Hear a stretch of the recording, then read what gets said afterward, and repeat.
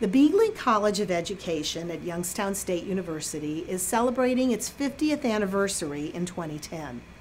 A half century of providing exceptional training and classroom experience for students who aspire to be teachers, school guidance counselors, and school administrators.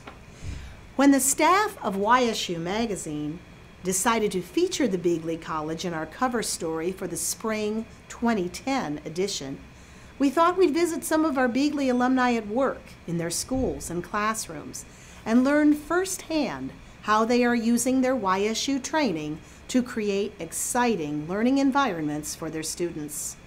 Spending just a few minutes with these dedicated educators made it clear that the Beeghly College of Education is helping to change the world, one teacher at a time. I took an education course at YSU, and that just really sparked it for me.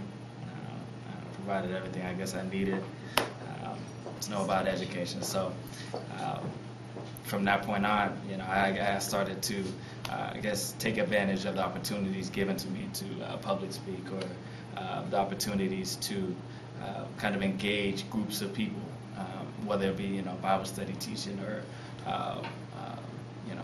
just speaking to different groups or mentoring programs and things like that.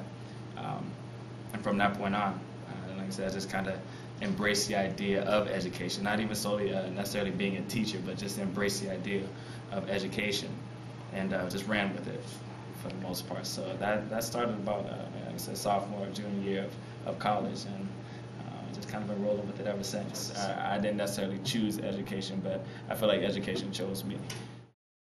I think two things from YSU really helped me become a better teacher. And the first was that Youngstown State University really helped me to be diversified. The second thing was that I have to brag about my English education professors. Dr. Reese and Dr. Brady to Dr. Greenway, who have been published and honored for their skills. And then they bring that to the classroom, and it's just amazing what you can learn from them. So. When I went back for my master's, that was sort of the path I took, was to become a high school principal. It was unusual because most females didn't do that. Females were elementary principals. Females were never high school principals. But I was bound and determined that I was going to do that. So I completed that master's, took a couple years to find the right job, and then went to Hubbard High School as the high school assistant principal in a building that had over 1,000 students.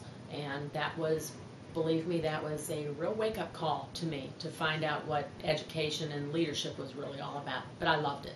What I love about the YSU doctoral program is that its focus is on the practitioner. Its focus is not on creating university scholars or university professors, although I am one. That was never the goal. The goal is to have people learn how to do research and how to practically apply that research, then go back to the districts and do what they have to do to make those districts better. And then I came here to Slippery Rock as the assistant superintendent, spent 7 years as the assistant superintendent, and now I've been the superintendent for 3 years. Just got a new 5-year contract, so hopefully I'll be here until I'm done doing this stuff I love.